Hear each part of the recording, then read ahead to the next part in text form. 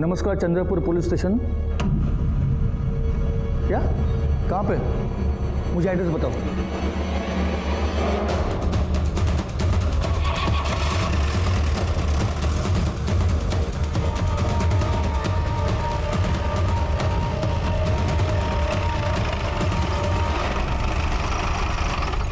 साहब, मेरा नाम धुंडू है। हाँ। मैंने आप लोगों को फोन किया था। लाश कहाँ है? उधर आइए साहब, ये देख।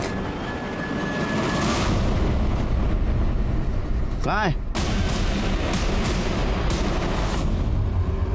साहब, लाश थी यहाँ, मैंने अपनी आंखों से देखी थी। कहाँ है लाश? अरे थी तो क्या खुद चल के गई? जब मैंने आपको फोन किया तब यही थी। फिर मेरी मोबाइल की बैटरी खत्म हो गई थी, मैं चार्ज करने चला गया। सब सच कह रहा हूँ।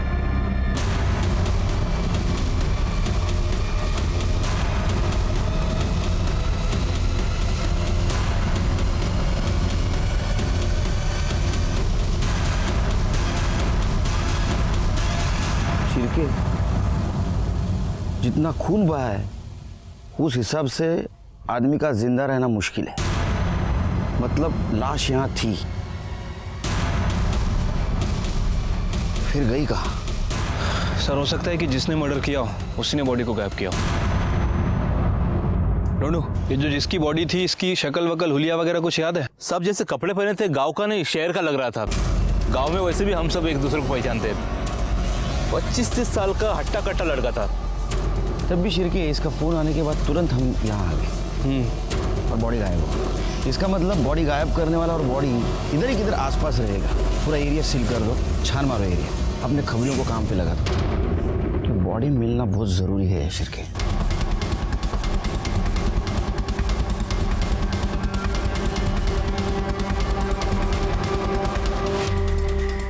अब ये हो सकता है कि कोई जंगली जानवर खा गया हो या फिर किसी गांव वाले ने। सर, डेड बॉडी का पता चल गया है।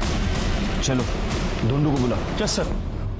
पुलिस की नौकरी करने के बावजूद भी मुझे ऐसा कभी नहीं लगा कि मेरे सामने कोई चौंकाने वाला केस नहीं आएगा, क्योंकि जब भी ऐसा लगता है कोई हैरान करने वाला केस मेरे सामने आ जाता है। नमस्कार, मैं सीनियर इंस्पेक्टर सुनील केलकर आप सबका स्वागत करता हूं क्राइम पेट्रोल दस्तक के इस भाग में। आज मैं आपको 2016 का एक केस दिखाने जा रहा हूं। वैसे मर्डर केस मेरे लिए कोई बड़ी बात नहीं है, और हर मर्डर केस में हथियार और बॉडी दोनों मिलना बहुत जरूरी है। लेकिन इस मर्डर केस में हथियार क्या, बॉडी भी गायब थी, और जब बॉडी मिली तो जिस हाल में मिली उसने हमारी मुश्किलें और बढ़ा दी। हर जुर्म होने से पहले विक्टिम को दस्तक जरूर मिलती है, लेकिन इस केस में दस्तक हमें मिल रही थी कि ये केस सॉल्व करना कोई आसान काम नहीं था।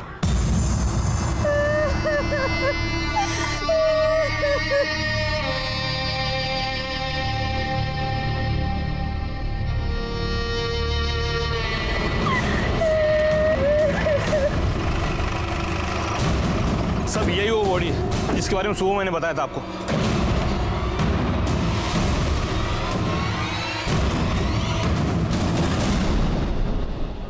कौन लेके आ रहे बॉडी को इधर? मैं लाया साहब। वारदात की जगह से छेड़खानी करना कानून अपराध है, पता नहीं तेरे को? हाँ, तू लाश को एक जगह से दूसरी जगह लेके आया, जेल हो सकती है तेरे को। पागल। त्याच्या अंगाला हात लावू नका साहेब।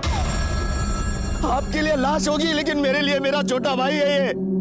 अभी 2 दिन पहले ही पुणे से आया था ये। 4 साल था पुणे में। मैं गया था इसे स्टेशन लाने के लिए। आया तभी कितना खुश था ये। दादा, गांव में तो कुछ नहीं बदला। अरे नहीं रे, अभी देख सारे बूढ़े बच्चे दिन भर मोबाइल पे लगे रहते हैं। अच्छा? पूरा का पूरा गांव बदल गया है अभी।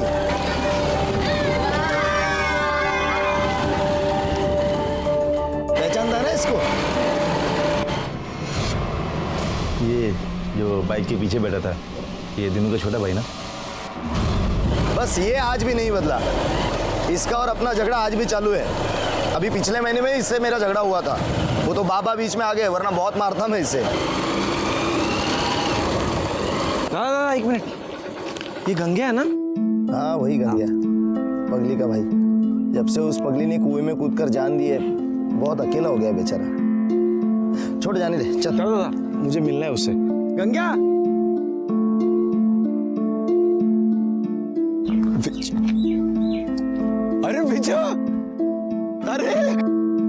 कैसा है तू? मैं बढ़िया। बाबा तू तो एकदम शहर वाला बन गया। देख कैसा कपड़ा पहना है तू, मस्त एकदम, बाल भी बनाया एकदम। अरे क्या जूते लग रहे तू तो। लेकिन तेरे को क्या हो गया गंगे? क्या? ये फटे हुए कपड़े, ये टूटी हुई चप्पल, क्या है ये सब? जान दे। एक काम कर, तू मेरे जूते पहन। अरे नहीं नहीं नहीं, अरे नहीं मांगता है मेरे को। चप्पल अरे नहीं तू निकाल अरे तेरा। तू क्या तू आ जा यहाँ बैठ। अरे रहने दे। ये जूते पहन। पहन, मैं बोल रहा हूँ तुझे पहन। वो एकदम मस्त। हाँ हाँ ना? हाँ, अच्छा लगा तेरे को? अरे वाह, पहन डाल इसमें। है कि नहीं? मस्त एकदम। हाँ चल मैं बाद में मिलता हूँ तुझसे, ठीक है? चल चल चल मिलता हूँ। दादा गाड़ी गाड़ी।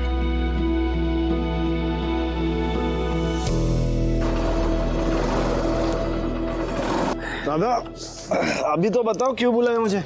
अरे तो आज तर चल, सब बताता हूँ क्यों बुलाया है। दादा घर तो बहुत बढ़िया बनाया आपने। हाँ सब अकेले ने बनाए, दिन रात मेहनत करके घर बनाया है। सोचा था दोनों भाई मिलकर घर बनाएंगे, पर कोई नहीं, तू भी तो वहाँ काम ही तो कर रहा था। चल अरे आई।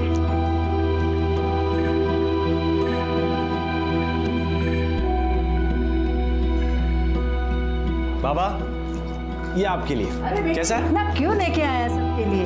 आई वो छोड़, ये तेरे लिए कैसा है बता। छान है हाँ? कोई नहीं, ए तुमच्यासाठी। अरे इसकी क्या जरूरत थी? नहीं जरूरत है। अरे कौन कहता है रे विजू शहर जाके सबको भूल गया? देखो तो सबके लिए कुछ ना कुछ लेके आया वो। मंजरी दाई के लिए भी साड़ी लेके आया हूँ, जब मिलने जाऊंगा ना तब दे दूंगा।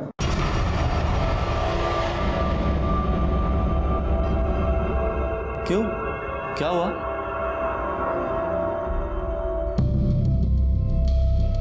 अरे मंजरी दाई यहीं पे है, आप लोगों ने मुझे बताया नहीं। मंजरी दाई ये साड़ी तेरे लिए।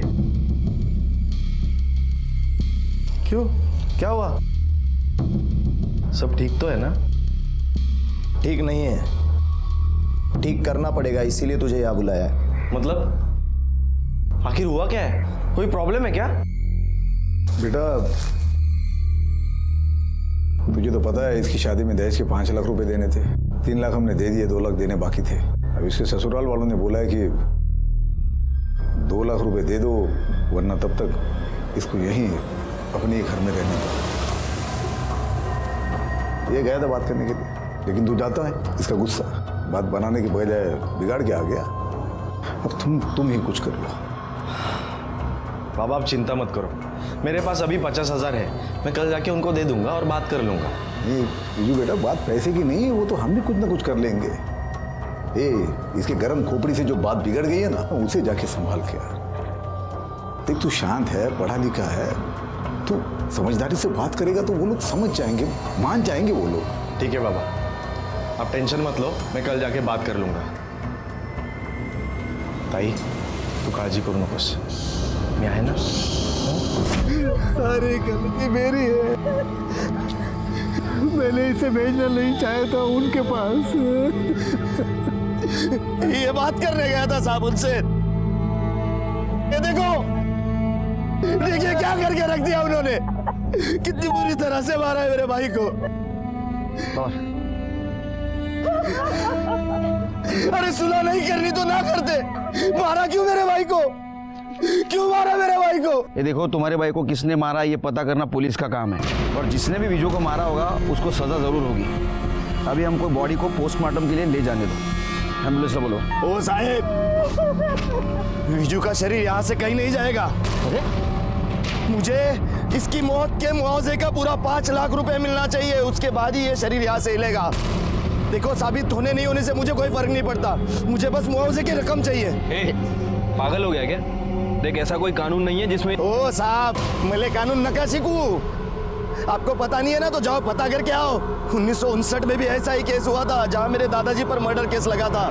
तभी इसी पंचायत ने मेरे दादाजी को मरने वाले के घर वालों को 500 रुपए मुआवजा देने के लिए मजबूर किया था। आपको झूठ लगता है? यकीन नहीं होता मेरी बात पर? मुखिया जी यहीं पर खड़े, पूछ लीजिए उन्हीं से। अब इस मामले में मैं आपकी कोई मदद नहीं कर सकता। दिनू बराबर बोलून राहिलाय. वो मुआवजा मिलने के बाद ही अंतिम संस्कार हो पाएगा.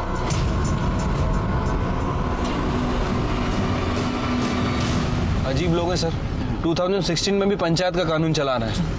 पता नहीं कौन सा 1959 की बात कर रहे थे. सिर्फ ये गांव का मामला है, यहाँ हमारे स्टाइल से इन्वेस्टिगेशन नहीं चलेगा. मैं काम करता हूँ, इस केस के रिगार्डिंग डीएसपी साहब से बात करता हूँ. कानूनी सलाह भी लेनी पड़ेगी. तब तक तुम एक काम करो, ये विजू का कॉल रिकॉर्ड चेक करो और मंजरी के ससुराल वालों से भी पूछताछ करो. शायद विजू के मर्डर में उनका भी हाथ हो सकता है. ठीक है सर.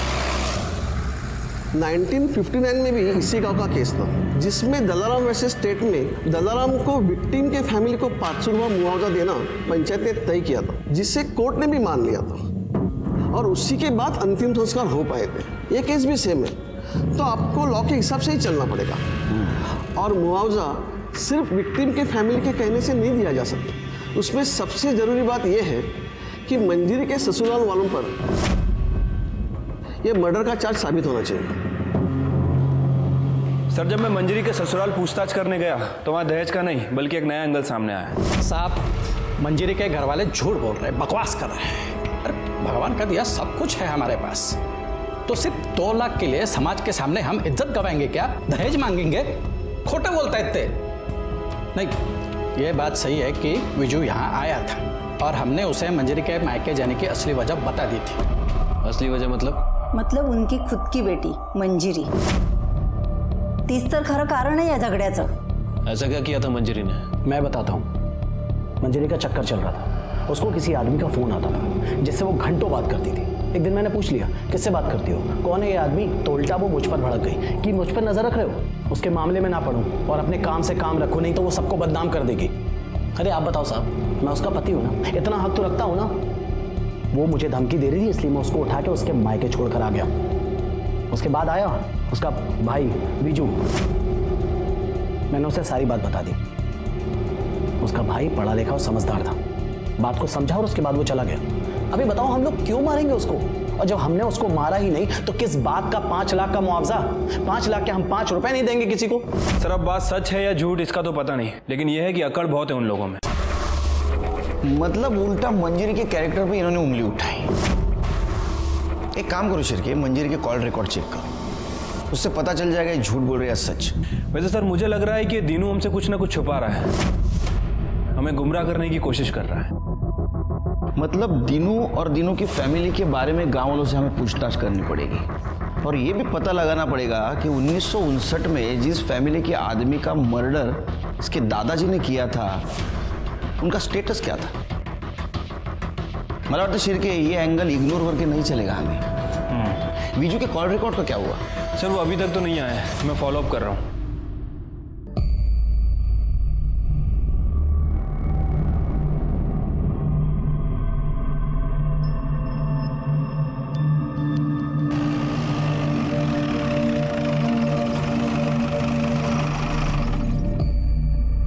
सिरके देखा, उसका भाई मरा है, बॉडी बाजू में पड़ी है और ये पत्ते खेल रहा है. इसको तो बाद में देख लेंगे. चलो मुखिया से बात करते हैं.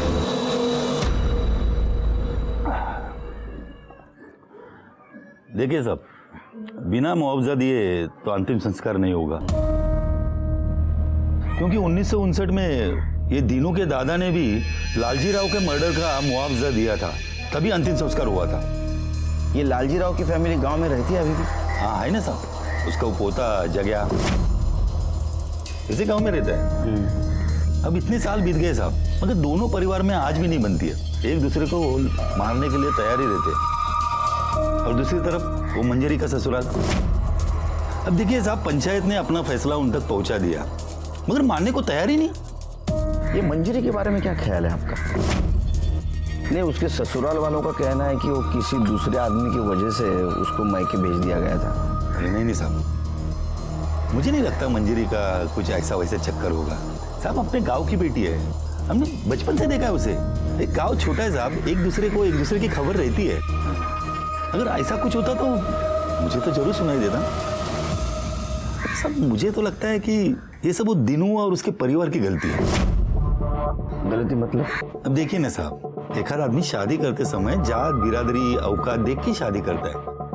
अगर तुम जात बिरादरी औकात से बाहर निकलोगे और ऐसे दिखावा करोगे तो ये सब ऐसा ही होगा ना साहब। मैं समझा नहीं। मतलब साहब, मतलब मैंने सुना है ऐसा कि लड़के वालों ने अपने औकात के हिसाब से 5 लाख रुपए मांगे थे इनके पास, मगर ये आज तक दे नहीं पाए, इसलिए मंजूरी को उसने मैके लाके छोड़ दिया। अरे खोटा बोलो नाले जाए, झूठ बोले वो लोग। मैंने मेरे बीजू को मारा, अब मेरी बेटी को बदनाम कर रहे हैं वो लोग।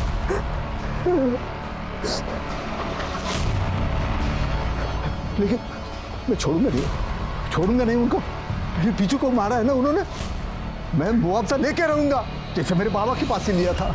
तुम्हारे पिताजी ने जग्या के फैमिली को मुआवजा दिया था, लेकिन फिर भी तुम्हारी दुश्मनी खत्म नहीं हुई। तुम्हें ऐसा नहीं लगता कि जग्या ने बदले की भावना से उसे मारा होगा? उस पर शक नहीं होता तुम्हें? नहीं, क्योंकि लालजी राव के परिवार में कोई बचा ही नहीं है।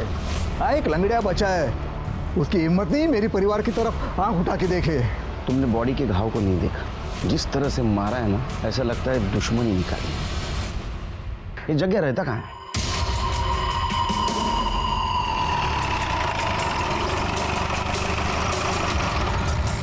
उठा इसको। चलो उठ रे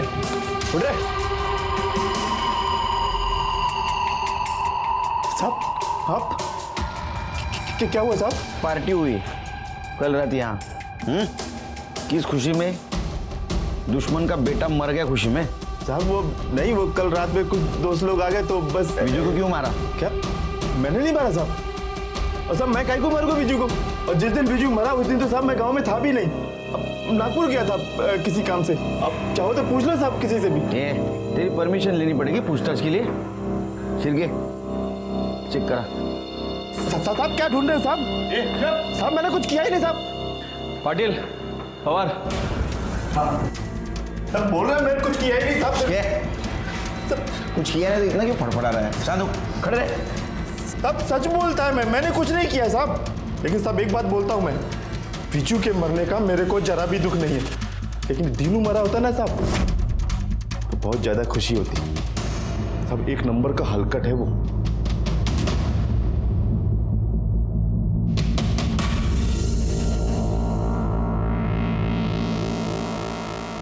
सर कुछ नहीं मिला। सिरके इसके नागपुर के डिटेल्स चेक करो और इसका बयान क्रॉस वेरीफाई करो। गांव से बाहर नहीं जाने का? नहीं जाएगा साहब, मैं काहे को जाएगा?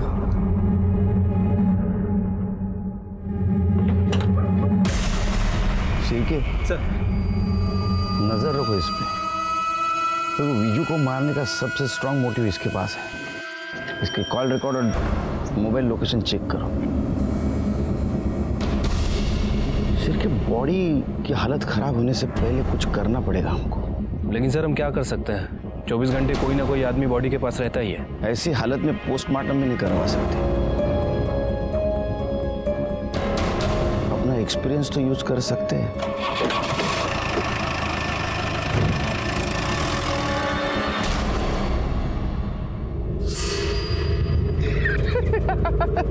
देख देख देख देख देख देख देख कैसा बैठा है। तेरे को पता है पुलिस आई थी मेरे घर पर मिला कुछ भी नहीं। ये साला लाश को सड़ा के बैठा हुआ है, ये सोच के कि मंजरी के ससुराल वाले इसको 5 लाख रुपया देंगे। पता चला 5 लाख तो छोड़, 5 लाख भी नहीं दिया।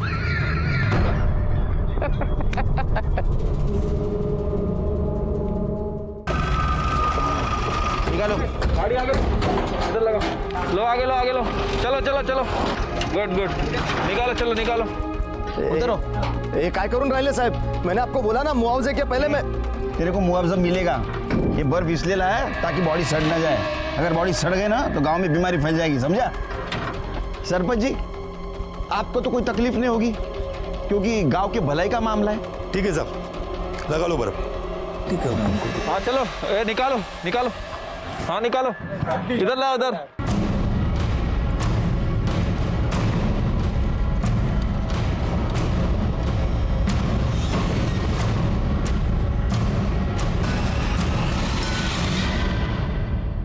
निकालो फोटो। हाँ सर। चलो चलो चलो चलो।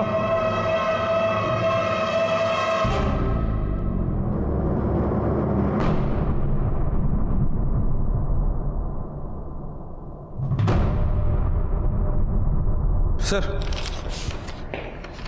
शिरके, ये घाव देख के लगता है कोयते से मारा है, और जिस फोर्स से मारा है लगता है बदला लिया है। हो सकता है सर। वैसे इस तरह के हथियार लोग गांव में अक्सर यूज करते हैं, जो खेतों में काम भी आते हैं और जरूरत पड़ने पर हथियार भी बन सकते हैं। नहीं तो मुझे क्या लगता है शिरके, एक काम करना पड़ेगा। Sir, sugar. अरे रहने दे यार, एनर्जी आती है। हाँ तुम क्या बोल रहे थे? सर ये वीजू के कॉल रिकॉर्ड है। इनके हिसाब से गांव आने के एक दिन पहले दीनू ने वीजू को नहीं, बल्कि वीजू ने दीनू को कॉल करके बुलाया था। वो हमसे झूठ बोल रहा था सर। झूठ बोलने की कुछ वजह हो सकती है, इसमें दिख रही है वजह? हाँ सर, ये देखिए, ये एक नंबर है जो गांव आने के बाद वीजू अक्सर बात करता था, और फोन लोकेशन के हिसाब से वीजू की लोकेशन मंजरी के ससुराल की दिखा रही थी, और ससुराल से वापस आने के बाद उसने इसी नंबर पे बात की थी। इस नंबर के बारे में इंक्वायरी निकाली तो पता चला कि पूना का नंबर है और किसी ज्योति के नाम रजिस्टर्ड है। एक और बात सर, ससुराल से वापस आते वक्त उसका फोन रात 8 बजे से सुबह के 5 बजे तक इसी लोकेशन पर था, और इसी लोकेशन पे उसका फोन स्विच ऑफ भी हुआ। यानी बैटरी भी तो डाउन हो सकती है। शिरके, दीनू के मुताबिक दोनों भाइयों में बहुत प्यार था। वीजू पुणे में रहने के बावजूद भी फैमिली से बहुत अटैच था, लेकिन कॉल रिकॉर्ड में ऐसा कहीं भी नहीं दिख रहा है, क्योंकि बहुत कम बार उसने अपने फैमिली वालों से या दीनू से बात की। लेकिन पुणे के इस नंबर से उसने रोज बात की। पुणे जाने की तैयारी करो शिरके, ये कॉल रिकॉर्ड का चक्कर पुणे में सॉल्व होगा।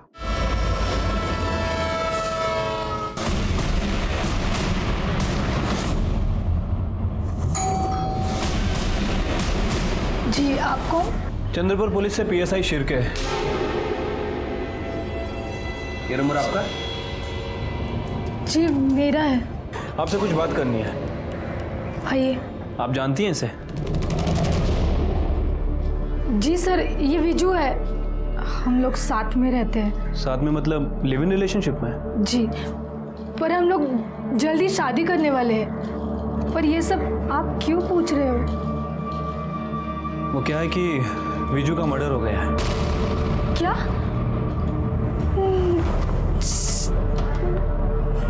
ये कैसे हो सकता है सर?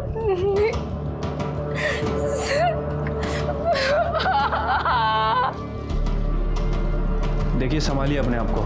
मैं जानता हूँ कि ये सही समय नहीं है आपसे बात करने का, फिर भी विजू के कातिल तक पहुँचने के लिए हमें आपकी मदद चाहिए। गांव में विजू की फैमिली बिल्कुल सपोर्ट नहीं कर रही है, इसलिए आप जो भी विजू के बारे में या उसकी फैमिली के बारे में जानती हैं, प्लीज़ बताइए हमें। सर, विजू 4 साल पहले पुणे में आया था। एक टूर्स एंड ट्रैवल्स कंपनी में हमारी मुलाकात हुई। वहाँ पे मैं काम करती थी, हमारा मिलना जुलना बड़ा प्यार हो गया। 2 साल पहले हम लोग यहाँ एक साथ शिफ्ट हो गए थे। हम शादी करने वाले थे सर, पर हम दोनों चाहते थे कि शादी से पहले हमारा खुद का घर हो। विजू ने कहा कि गांव में उसकी बहुत सारी जमीन है, अगर वो अपना हिस्सा बेच देगा तो यहाँ घर खरीद सकते हैं। इसलिए उसने अपने भाई को फोन किया और कहा कि गांव आ रहा है। पूरे 4 साल बाद आया तू, वो भी अपना हिस्सा मांगने? कुड़ी खाऊं रहेगा तुझा हिस्सा? कोई नहीं खा रहा तेरा हिस्सा। हम भी तेरे भले के ही सोच रहे हैं। ये देख, ये लड़की देखिए तेरे लिए। अरे इसके घर वाले पूरे 5 लाख रुपया देने को तैयार हैं। इनसे 5 लाख ले लेंगे और फिर। आप लोगों को समझ में नहीं आ रहा क्या? मैं यहाँ पे शादी करने नहीं, अपना हिस्सा मांगने आया हूँ। विजू, देखिए, मैंने लड़की पसंद कर ली है, पुणेची है, ज्योति नाम है उसका। मैं उसी से शादी करूंगा।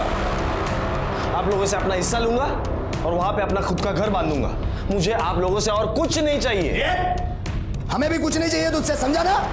वो तो इस मंजीरी के बारे में सोच रहे हैं हम कि तेरी शादी के बाद 5 लाख ले लेंगे और उसमें से 2 लाख इसके ससुराल वालों को दे देंगे ताकि ये भी अपने घर में जा सके। लेकिन तुझे तो अपने अलावा किसी की पड़ी ही नहीं है कुछ।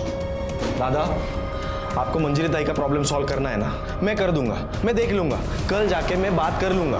लेकिन इसके अलावा मैं आप लोगों के लिए कुछ नहीं कर सकता। देख विजू, अगर तुझे हिस्सा चाहिए ना तो तुझे उसी लड़की से शादी करनी होगी जिससे हम लोग कह रहे हैं, वरना अगर अपनी मर्जी से शादी करनी है ना तो हिस्सा विस्सा भूल जाना। और अच्छा सुन, यहाँ 2-3 दिन और रुकना पड़ेगा। अरे यार अभी चेक किया, वो प्रॉपर्टी में मेरा नाम ही चढ़ाया नहीं गया है। वो सब ठीक करने में 2-3 दिन तो लगेगा ही ना। और मंजरी ताई की ससुराल की प्रॉब्लम भी तो सॉल्व करनी है। अच्छा ठीक है, अपना ख्याल रखना। हाँ, लेकिन वीजू की फैमिली ने हमें ये नहीं बताया कि वीजू वहाँ पे अपना हिस्सा लेने गया था। सर वो उसी के लिए गया था, उसने मुझे बोला नहीं। और मैं समझ गई थी कि बंटवारे को लेकर बहुत टेंशन है सर। ज्योति के साथ बात करने के बाद इस केस का एंगल जो सामने आया वो काफी स्ट्रांग था। अब ये केस बंटवारे और आपसी झगड़ों का ज्यादा लग रहा था। दीनू और मंजीरी के ससुराल वालों का झूठ सामने आया था और मंजीरी के कॉल रिकॉर्ड में किसी भी अनजान व्यक्ति का नंबर नहीं मिला था। लेकिन ये सब होने के बावजूद भी कातिल कौन है ये हमारे समझ में नहीं आ रहा था। और इस केस को जल्द से जल्द सॉल्व करना जरूरी था, क्योंकि वीजू की बॉडी को चौराहे पे पड़े 4 दिन बीत चुके थे और हमारे पास वक्त बिल्कुल नहीं था।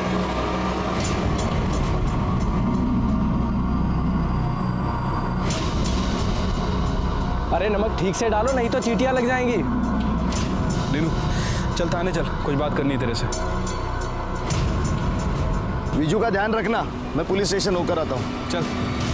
तूने बताया विजू को तूने बुलाया था मंजीरी के ससुराल बात करने के लिए, लेकिन हमें ऐसा पता चला है विजू खुद आया था प्रॉपर्टी के बंटवारे की बात करने के लिए। साहब ये कौन बोला आपको? ज्यादा शाना समझ रहा खुद को, जितना पूछ रहे हैं उतना जवाब दे। हिस्सा मांगा था या नहीं? साहब हिस्से की तो बात ही नहीं आती है साहब। वो तो 4 साल से पूना में है, यहाँ 4 साल से मैं खेती कर रहा हूँ। सारी की सारी रसीद मेरे नाम पे, और आप तो जानते ही है जो खेती करता है उसी के नाम पे जमीन होती है। और ऐसा नहीं भी हुआ तो विजू इतना लालची इंसान नहीं था, उसे पैसों की क्या जरूरत साहब, वो तो अच्छा खासा कमा रहा था वहां पर। जरूरत थी, वो शादी करना चाहता था, उसको घर बनाने के लिए पैसे चाहिए थे, है ना? ओ आत्ता मले समजून राहिले ते पूना वाली लड़की ने आपके कान भरे है ना? आप हो क्या है पूना? नहीं साहब, विजू भी दिन भर उसके साथ फोन पर लगा रहता था। उसे क्या लगता है वो हमसे हिस्सा मांगेगी और हम दे देंगे? एक फूटी कौड़ी तक नहीं देंगे साहब उसे हम। साहब मैं आपसे भी कहता हूँ, इधर उधर पूछताछ करने से कुछ नहीं होगा। आप सीधे मंजीरी के ससुराल वाले से जाकर सख्ती से पूछिए, आपको सब सच पता चल जाएगा। आपका काम हो जाएगा, मुझे मुआवजे की रकम मिल जाएगी और मैं विजू का अंतिम संस्कार कर सकूंगा। तू पुलिस को सलाह देगा, हमें सिखाएगा? हमें पता है क्या करना है क्या नहीं। हो तू सच बता, तेरा हाथ है या नहीं? तेरा अगर इसमें हाथ निकला ना तो तेरा अंतिम संस्कार कर दूंगा। सर मुझे लगता है कि इस दीनू ने सिचुएशन का फायदा उठाया होगा, क्योंकि जिस तरह से इस दीनू का नेचर है, आई एम श्योर वीजू के साथ इसका कोई ना कोई बात को लेकर झगड़ा हुआ होगा। और सर दूसरी तरफ है मंजरी के ससुराल वाले। हो सकता है कि दीनू ने ही वीजू को मंजरी के ससुराल भेजा हो और वीजू का मर्डर कर दिया हो। उसे लगा हो कि इस मर्डर का सारा इल्ज़ाम मंजरी के ससुराल वालों पे आ जाएगा और वो साफ बच निकलेगा। ये शिरके, लेकिन ये दीनू के खिलाफ हमारे पास कोई ठोस सबूत नहीं। उसके खिलाफ अगर हमने कोई कार्रवाई की तो उसके सपोर्ट में जो गांव वाले हैं और जो मंजरी के ससुराल के खिलाफ है वो सब हमारे खिलाफ हो जाएगा। तुम एक काम करो शिरके, कल मंजरी के ससुराल के पड़ोसियों से पूछताछ करो, देखो कुछ क्लू मिलता है क्या। शक्कर बहुत कम है, चलो निकलते। शिरके वो, अरे बाबा गेला नहीं अजून? तुम्हारे ड्यूटी का टाइम तो खत्म हो गया। नहीं साहब, वो पुराने केस की मैं एंट्री ढूंढ रहा हूँ सर, मिल जाएगी वैसे चला जाऊंगा। Good night. Good night sir. Good night Pawar. Good night sir.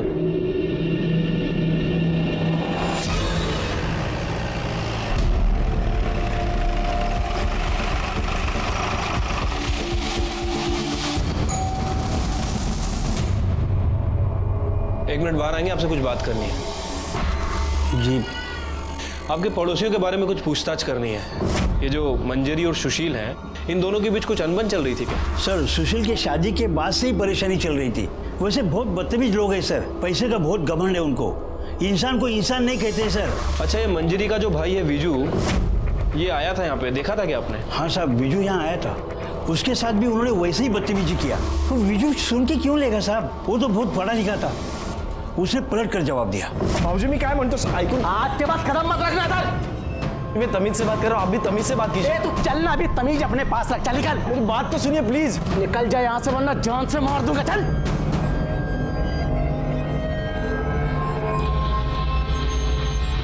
चल नीचे गए। चल चल। अरे सर, मैंने आपको बताया तो था, उस रात बीजू बात करने आया था। नहीं, लेकिन तूने ये नहीं बताया कि उसके बाद का जवाब तूने उसको जान से मारने की धमकी से दिया था। क्या झगड़ा था उसके साथ, सच बता, वरना घमंड तोड़ना अच्छी तरह से आता है हमें। शिरकी, सर उस रात बीजू आया था और मैंने उसको बताया कि बीजू, मुझे पूरा यकीन है कि तुम्हारी बहन का चक्कर चल रहा है। मैं तुम्हें कॉल रिकॉर्ड्स भी दिखा सकता था, लेकिन वो इतनी शानी है ना कि साथ के साथ वो डिलीट कर देती है। मैं गलत हो सकता हूं, लेकिन पूरा घर गलत नहीं होगा। जी देखिए, आप कुछ अलग कह रहे हो, मेरी फैमिली कुछ अलग कह रही है। वो लोग कह रहे हैं कि दहेज के बचे 2 लाख के लिए आप मंजरी को परेशान कर रहे थे। घर वालों की कहानी इतनी सुननी है ना, तो एक बार पहले अपने बहन से पूछ लेता। न जाने कहां कहां मुंह मार के आती है। 2 लाख क्या, 2 करोड़ भी दोगे ना तो उस जैसी को हम अपने घर में नहीं रखेंगे, समझ ला। अभी यहाँ से निकल और दोबारा मत दिखना। देखिए, आपको जो कहना है मुझे कहिए, मेरे बहन के बारे में प्लीज तमीज से बात कीजिए। ए, तुझसे बात कौन करना चाहता है? दादा, बात सुनो। ये वाला, चल। भाऊजी, निकलता। भाऊजी, निकलता तू। चल, निकलता। अंदर गया भाऊजी। भाऊजी, मैं क्या बोलतो ऐकून। आज के बाद खराब मत रखना सर। निकल जाए यहाँ से, वरना जान से मार दूंगा। चल। उसके बाद वो वहां से चला गया सर, हम सच बोल रहे हैं। और हमने उसको नहीं मारा सर, हमें उसको मार के क्या फायदा। सर मुझे तो लगता है कि ये सब वो दिनू ने किया है। बहुत मक्कार इंसान है सर, किसी का सगा नहीं है वो। मंजरी के ससुराल वालों के पड़ोसियों ने हमें जो इन्फॉर्मेशन दी, उसके मुताबिक हमने मंजरी के पति और देवर को इंट्रोगेट किया, लेकिन हमें उन्हें छोड़ना पड़ा क्योंकि उनके खिलाफ हमारे पास कोई सबूत नहीं था और हमारा केस फिर से वहीं आके रुक गया। और इधर विजू की बॉडी की हालत दिन ब दिन खराब होती जा रही थी। जैसे ये बात मीडिया को पता चली, ये केस लाइमलाइट में आ गया और हमारी मुश्किलें कम होने के बजाय बढ़ गई। आज पूरे 6 दिन हो चुके लाश को यहाँ रखे हुए। लाश काफी हद तक सड़ चुकी है, बावजूद इसके पुलिस इस मामले को हल करने में नाकाम रही है। गांव में बीमारी फैलने की आशंका है। सबसे शर्मनाक बात तो ये है कि एक इंसान के मरने के बाद भी उसका सरेआम तमाशा बनाया जा रहा है। फिलहाल कहा नहीं जा सकता कि ये तमाशा और कितने दिन चलेगा। मैं चंद्रपुर से रिपोर्टर नीतू, कैमरामैन अखिल के साथ धन्यवाद। अरे तूच समजून घेत नाहीस मला, तर बाकीचे काय समजून घेणार? अरे तू देख रही है ना कितना टेंशन है। हाँ, न्यूज़ देख रही है ना, मीडिया वाले कितने पीछे लगे हमारे। अरे हाँ बाबा, पहुंच रहा हूँ आधे घंटे में घर में। स्लो कर, स्लो कर, स्लो।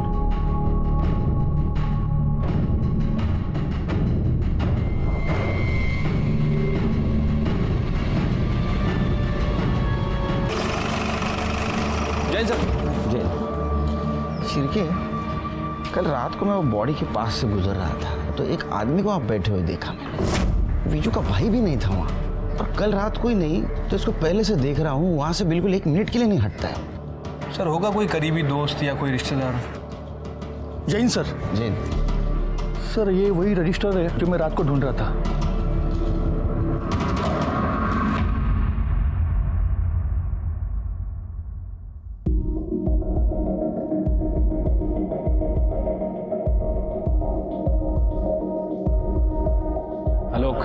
पवार, इन दोनों केस का आपस में क्या संबंध है? सर, जो आदमी 6 दिन से बिजू की डेड बॉडी के पास बैठा है, उसकी बहन मुक्ता की FIR कॉपी है।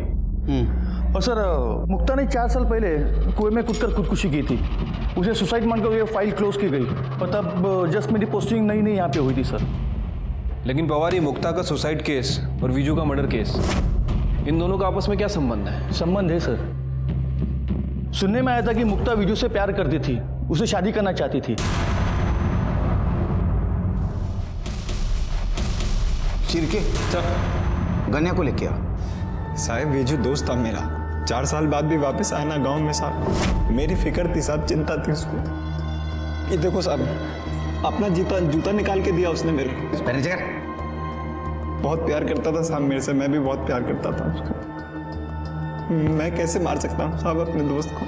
अच्छा, ये वही दोस्त है ना जिसे तेरी बहन मुक्ता प्यार करती थी, शादी करना चाहती थी, और जब ऐसा नहीं हुआ तो उसने खुदकुशी कर ली। साहब, मुक्ता के बारे में पूरा गांव जानता था साहब कि वो एडी है, किसी से भी प्यार होता था साहब उसको। तो एक बार बोली बकरे से प्यार है मेरे को, बकरे से शादी करनी। मैं कह, तू आप सोचो साहब, ऐसे बहन को मैं कैसे अपने दोस्त के गले बांधता साहब। एकदम दिमाग से कमजोर थी साहब। शादी के बारे में मैं सोच ही नहीं सकता साहब। पागलपने में कुएं में कूद गई। सच बोल रही है? सच बोल रहा हूँ साहब। मैं दोस्त था साहब मेरा, मैं तो मार ही नहीं सकता उसको। प्यार करता था मैं उसको। न खाना खाया जा रहा, न काम किया जा रहा। क्या काम करता है तू? हाँ साहब। काम क्या करता है तू? मैं साहब ये खेत में मजदूरी करता हूँ साहब मैं लोगों के। ये फसल लगाना, काटना, यही सब काम करता हूँ साहब। मैं गरीब आदमी हूँ साहब।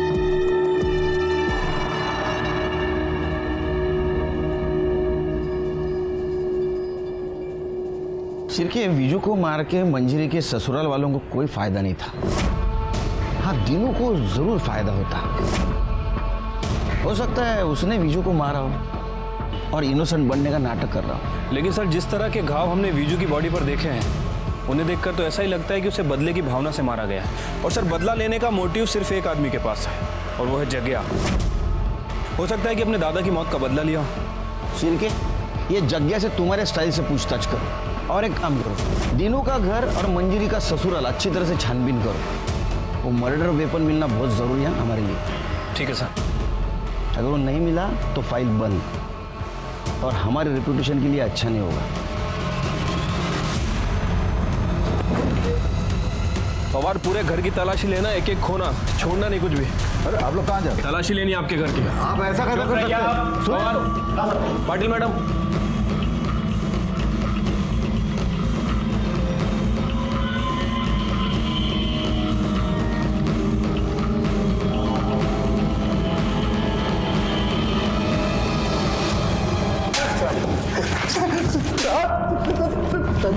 मार मार के तेरी खाल उधेड़ दूंगा। बाल भाई शपथ साहब, हमने नहीं मारा विजू को। साहब बोल रहा है, झूठ बोल रहा है साहब। अब कहीं को झूठ बोलेगा साहब? वो दिन हम लोग नागपुर गए थे, कैसे मारेगा साहब हम उसको? अगर पता चला ना कि तुम तीनों झूठ बोल रहे हो, खैर नहीं है तुम तीनों की।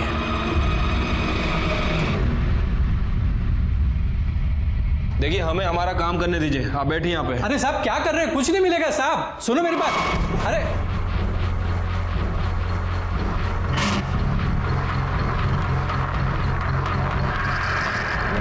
और कुछ मिला? नहीं साहब, कुछ नहीं मिला।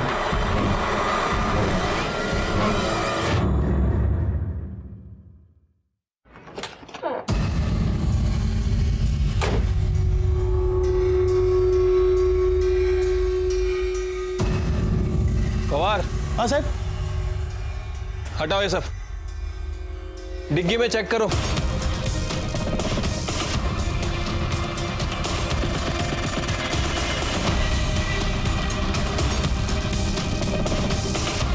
कुछ मिला?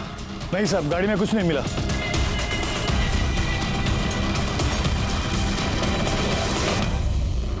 सर, हमने मंजरी के ससुराल और दीनू के घर की तलाशी ली, लेकिन सर कोई भी मर्डर वेपन नहीं मिला है। और वो जगिया के दोस्तों से भी पूछताछ की है। सर, उन सभी का यही कहना है कि उनने वीजू को नहीं मारा है। सबके बयान को क्रॉस वेरीफाई किया है, सबकी एलिबाई को भी चेक किया है। उस दिन सब लोग नागपुर में थे।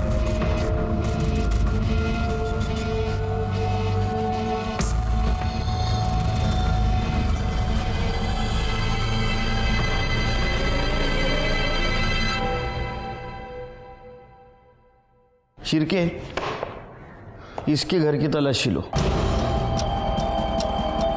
गंगा का कहना था कि वो विजू का बहुत अच्छा दोस्त है। अगर अच्छा दोस्त है तो पिछले 4 सालों में उन्होंने बात क्यों नहीं की? और अभी 6 दिन से वो बॉडी के पास क्यों बैठा है? चलो पता कर दे इनकी दोस्ती किस टाइप की है।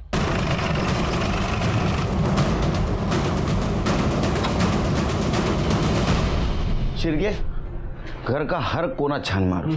पवार, उधर जाओ।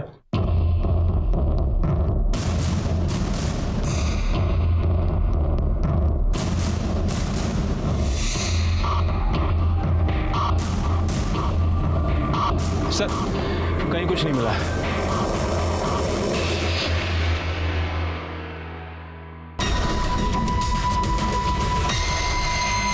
अरे नमक ठीक से डालो, नहीं तो चींटियां लग जाएंगी।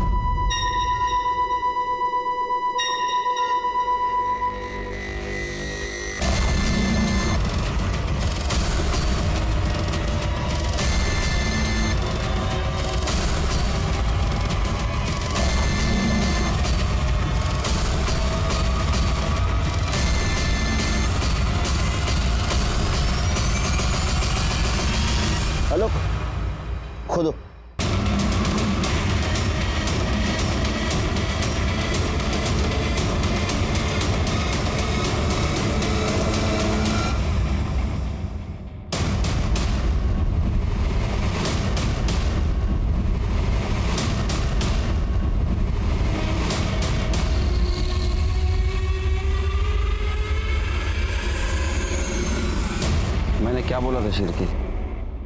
इस दोस्ती में कुछ झोल है। अरेस्ट करो इसको। उठाओ। चल चल चल चल, चल।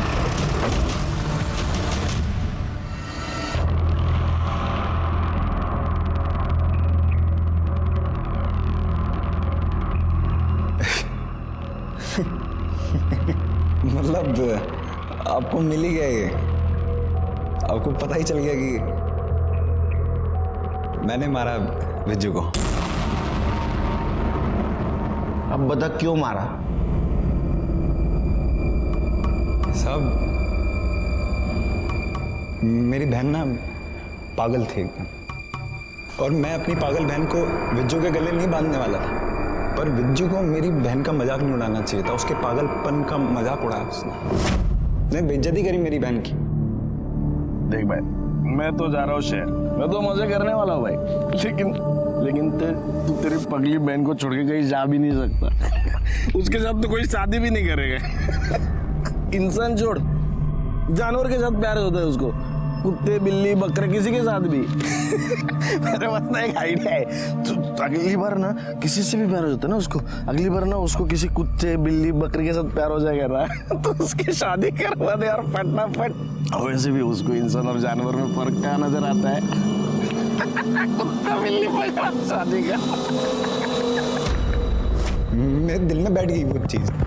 मैं तब तो कुछ नहीं कर पाया मैं, पर जब इस बार वो आया ना गांव वापस, मैंने एकदम, मैंने कहा अब तो बात तो सुनिए प्लीज। निकल जाए यहाँ से वरना जान से मार दूंगा। चल। पता नहीं क्या समझते अपने आप को, कोई बात करने की तमीज होनी चाहिए ना। और फिर मैंने अपनी बहन के मजाक का मैंने बदला ले लिया मैंने साहब। है कि नहीं साहब? कौन मजाक उड़ाता है? पागल का मजाक कौन उड़ाता है? ले जाओ इसको।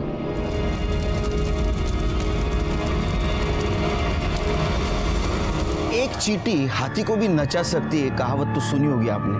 हमारे इस केस में इन चींटियों के सहारे हम कातिल तक पहुंच सके। ये केस कॉम्प्लिकेटेड इसलिए था कि कातिल हमेशा हमारे नाक के नीचे था, लेकिन उसे हम पहचान नहीं पा रहे थे। ना तो खुद को छिपाने की कोशिश कर रहा था, ना तो भागने की।